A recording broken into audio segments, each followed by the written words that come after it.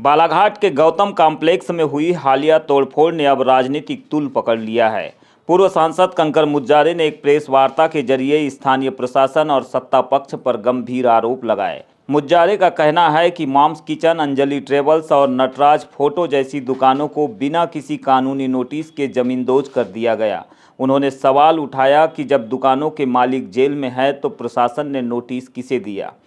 कि जो mums kitchen जो है, अंजलि ट्रेवल्स जो है, और राजा टेलर की दुकान थी एक, और एक थी लॉरेंस टेलर की दुकान, और 2 कमरे और भी है वहाँ पे, शिवा डेयरी और एक और है हाँ, ये भी एक है नटराज फोटो। इनको बिना नोटिस के और मनमानी के तोड़फोड़ की है कल, और उनका लाखों रुपए का सामान को बर्बाद कर दिया।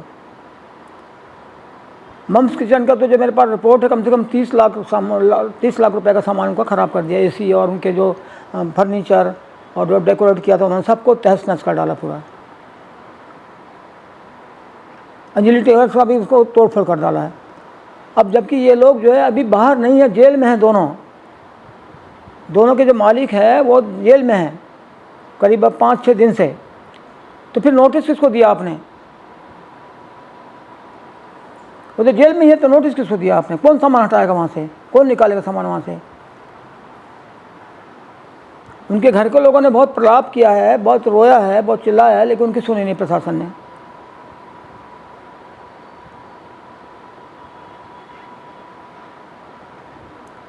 राजा टेलर की इनकी दुकान जो तोड़ी गई है, राजा टेलर स्वयं बैठे हुए हैं। इनका और एक है लॉरेंस टेलर, वो अभी नहीं है, बेनीराम नगपुरे, और अभी नहीं है, आ रहे हैं वो। तो इनकी दुकानों का तो केस जो अदालत में चल रहा है, न्यायालय में चल रहा है। उसका बेनीराम जो है, लॉरेंस टेलर जो है, उसका केस हाई कोर्ट में चल रहा है। तो जब हाई कोर्ट में केस चल रहा है, यहाँ सिविल कोर्ट में केस चल रहा है, तो इनको तोड़ कैसे दिया आपने? कौन सा कानून आपको तोड़ना? कोर्ट में भी केस चलते रहेगा, तोड़ेंगे आप? कोर्ट की सीधे सीधे अवमानना है।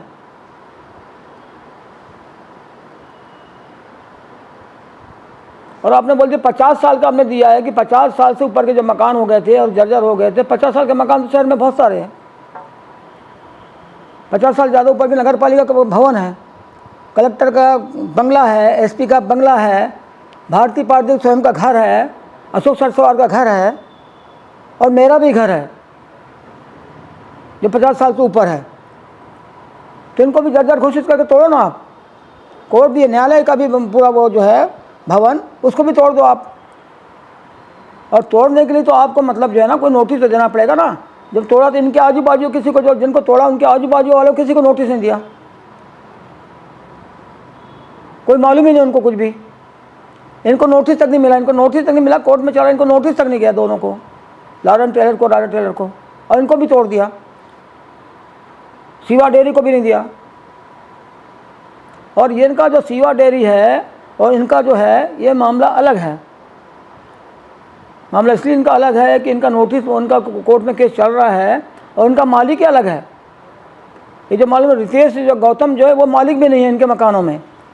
वो जो है एक प्रभावती महिला है, जो उनकी दादी है, वो मर चुकी है, उनके नाम से प्रॉपर्टी है जिसको तोड़फोड़ कर रहे हैं। अब उनके नाम से प्रॉपर्टी आई भी नहीं है, फिर क्यों तोड़ रहे आप? काहे के लिए तोड़ रहे फिर आप? उसमें से 2 लोग ऐसे हैं कि जिसमें एक रहता नागपुर में, ओमकार, और एक रहता अमित नाम का जो एक है, वो रहता अमेरिका में। उनको पता ही नहीं, उन्होंने कुछ बोला ही नहीं है, वो अमेरिका में रहता है वो। फिर भी तोड़फोड़ कर दिया आपने सबको। अब मॉम्स किचन का जो है, उनका 5 साल का एग्रीमेंट हुआ था, और उनने वो पगड़ी दी हुई थी, और उसमें ये लिखा हुआ था कि भाई अगर बीच में आप दुकान छोड़ दोगे तो आपकी पगड़ी डूब जाएगी। अभी 5 साल पहले लिया है। अंजलि टेलर जो है वो करीब 15 साल से होगा। और नोटिस को आजू बाजू वाले को भी नोटिस नहीं दिया इन्होंने। इनको तो नोटिस ही नहीं दिया, 2 लोगों को, तो लॉरेंस को और राजा टेलर्स को। तो कैसे कानून है ये? और कौन से नियम से आपने किया ये? और देखिए मकान कभी भी आपको सबको पता है कि मकान कोई जर्जर हो गया है, कुछ ख़राब हो गया है और ख़तरा उससे है, तो वो बरसात के समय तोड़ा जाता है कि ये गिर जाएगा। अब मार्च में तोड़ दिया आपने, और कौन से इंजीनियर ने उसको सर्वे कर दिया? मुज्जारे ने इस कार्रवाई को कोर्ट की अवमानना भी बताया।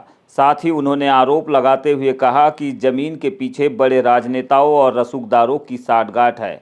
उन्होंने नगरपालिका और पुलिस प्रशासन की कार्यप्रणाली पर उंगली उठाते हुए कहा कि रविवार और त्योहारों के दिन कार्रवाई करना दुर्भावना को दर्शाता है।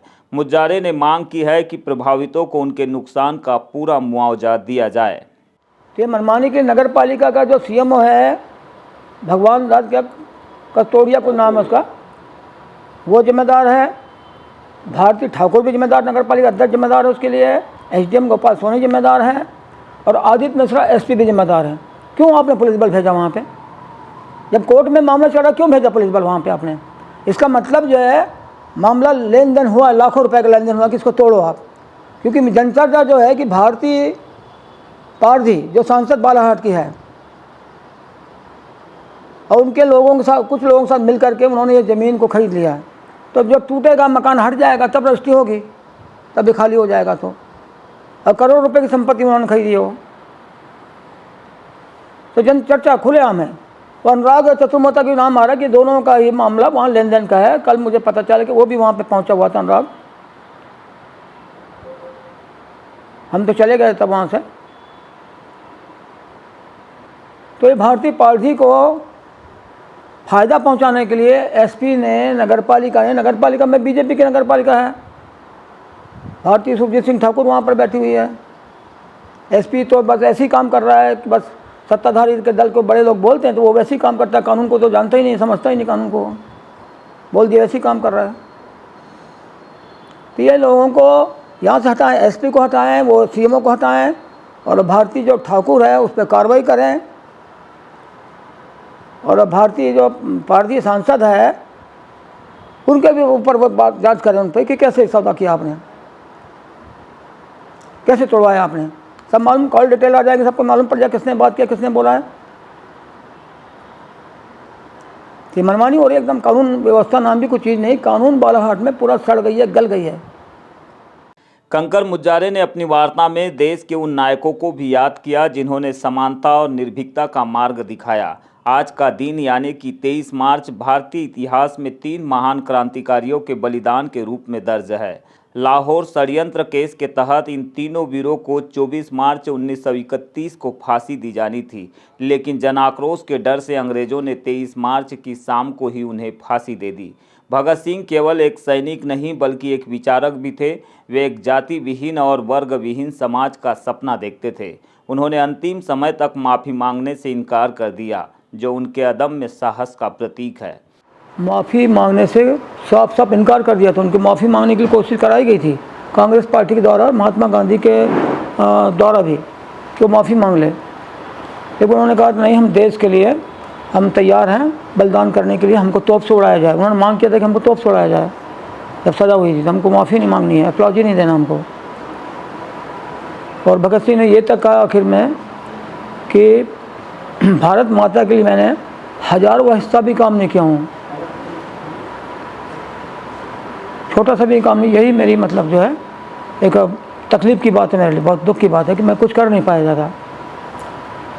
तो भारत के नौजवानों को, आज की जो दौर है, युवाओं को और जनता को भी उनसे प्रेरणा लेना चाहिए। शहीद भगत सिंह से, सुखदेव से, राजगुरु से, तमाम क्रांतिकारियों से। आज देश की हालत भी बहुत ख़राब है अभी, अब देख रहे हैं लगातार हालत ख़राब होते जा रही है, आर्थिक स्थिति बदहाल हो चुकी है। अब डॉलर कितने पे चला गया, हमारे रुपए की जो है कोई मूल्य नहीं रहा, बिल्कुल अमूल्यन हो गया टोटल, बहुत बुरी स्थिति में है। 93 रुपये है ना, से ज़्यादा हो गया है, ज़्यादा गिर गया रुपये।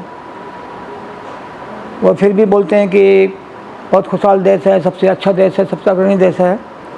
तो ये बड़ी शर्मनाक बात है। सुधारने की बात करना चाहिए, नहीं सुधर रहा तो जनता के बीच जाना चाहिए, सुधारने की बात करना चाहिए। झूठी बातें आप क्यों कर रहे हैं ज़बरदस्त? भगत सिंह ने तो ये सपना देखा था, राजगुरु ने ये सपना देखा था कि भी हिंदुस्तान जब आज़ाद हो जाएगा तो यहाँ पे शोषण विहीन समाज बनेगा, जाति विहीन समाज बनेगा।